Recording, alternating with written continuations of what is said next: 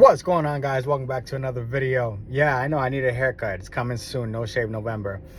Guys, being a letter carrier is just one part of my life. All right, it's a huge part of my life. You know, I'm here for 8, 10, 12 hours a day, but that's it. It's just a part of my life. It's my job. It's my career.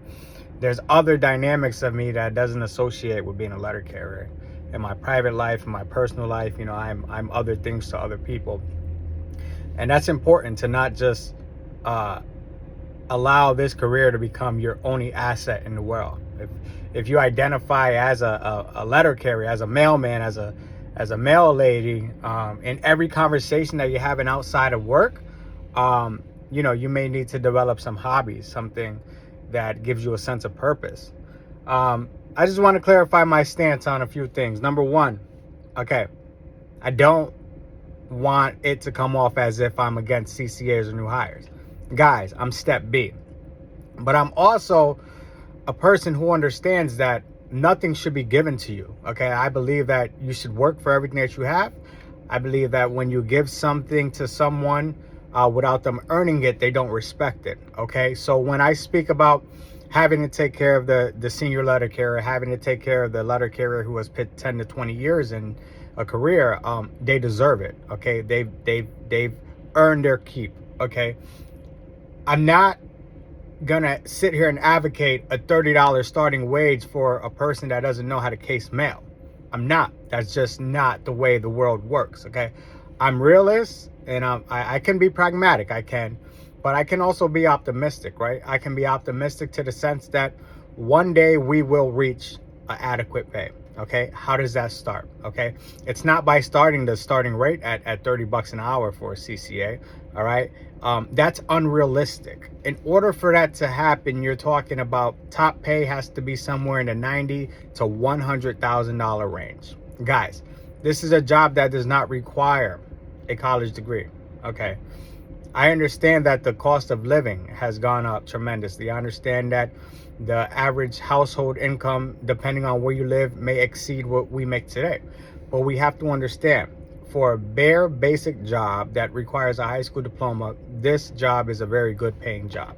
Okay, how do we achieve some of these goals? Okay, now it's going to be with the 100% COLA. All right, that has to be the number one thing that is achieved through any contract negotiation. All right, now it's something that should have been, but we don't care about that because we have yet to receive it. So what we have to do is advocate on a unified level, in solidarity, coming together, putting all differences aside to at least get that one thing passed, and that's going to be the 100% COLA. All right, younger people in careers, okay, like me, okay, if you go to any other government level job, this will be considered entry level when you come in. Okay, back in the day, an entry level job was $35,000. Okay, that was a lot of money. Today, the entry level job starting a carrier is $46,000.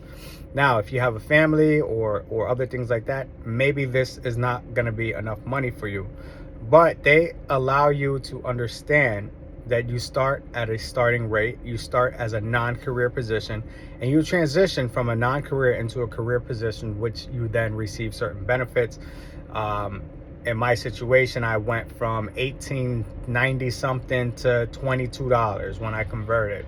Okay, slowly and gradually. Okay, as a CCA, you get a raise, you get a 2.1% general wage increase.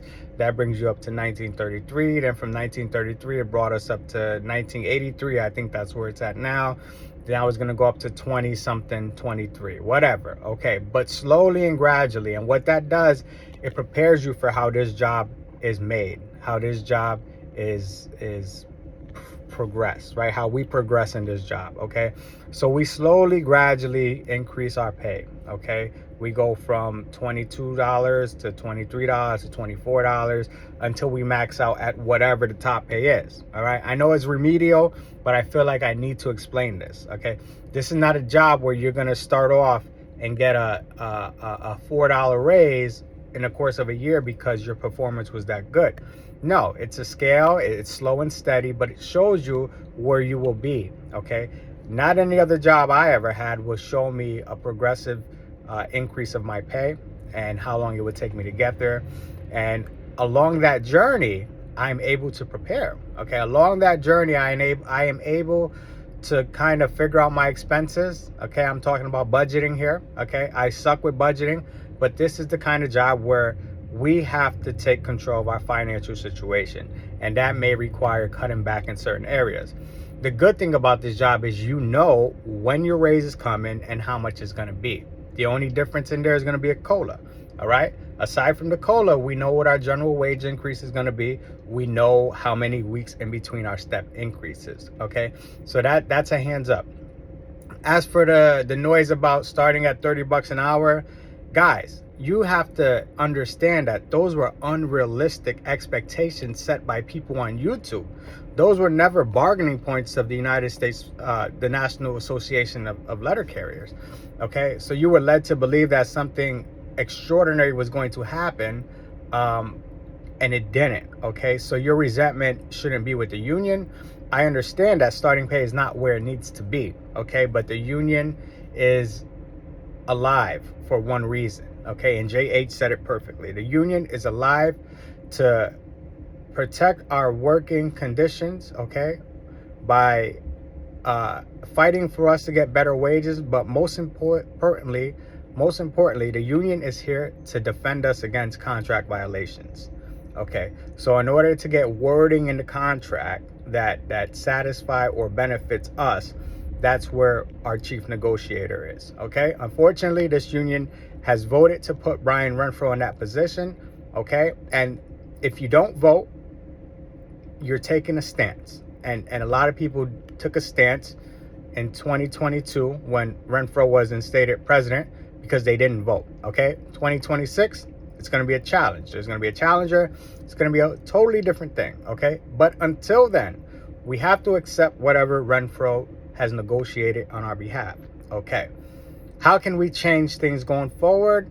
It's going to be creating resolutions to our national convention in 2026, and that's where we get to offer changes in our constitution, and that's also where we get to offer bargaining points for our next contract. So the work starts today. If you really want to be an advocate for getting the 100% COLA, if you're a CCA today, understand by the time that this contract expires in 2026, you will already be a regular. Okay, so any contract negotiations that have to do with starting CCA pay is not going to affect you. You are under a tentative agreement right now of the last contract. Okay, so you will get your back pay, you will get your general wage increases that you didn't get when the regular carriers didn't get what they got. Okay, you won't get a COLA because you don't qualify for the COLA, but you will get everything that you are entitled to. But understand that when this new contract goes into effect, if you're worried about CCA pay, that's not going to affect you. What's going to affect you is the starting wage of a city letter carrier. And the starting wage of a city letter carrier at the bottom corresponds directly to the pay at the top. Okay, as we know today, we get 62% of what they get. That's because of the 62% difference in the COLA, right? So that's why the 100% COLA, it should be a bargaining point for everyone. Okay, we would still have that 62% of the base salary, but what we will get is 100% of the COLA going forward. Okay, so we'll get a couple extra cents in the short term. But the good thing about having a high starting pay is that we get a higher pay in between each step until we reach that. And at this point in our careers, every penny counts. We know that people are hurting and struggling. But yeah, I definitely wanted to clarify that. I'm not against raising the starting pay, but I have to be realistic when I'm sitting here on YouTube offering my opinion, to not lead people astray to believe that something that has no chance of happening this year, at least this tentative agreement, will happen. Because what happens is you disappoint people, then people create resentments towards you, and then you get labeled as someone spreading disinformation, and it kind of tarnishes your reputation. Okay, and I don't want to be like that. I understand everything that I say on this channel may not be right.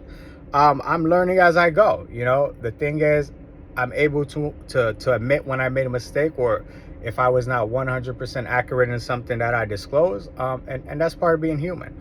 All right, but the last thing I want to do is out here selling you guys false dreams like a used car salesman or some politician, when in reality, I know that it has no chance of manifesting in the real world. All right, guys, until next time I'll be here, you'll be there. Peace.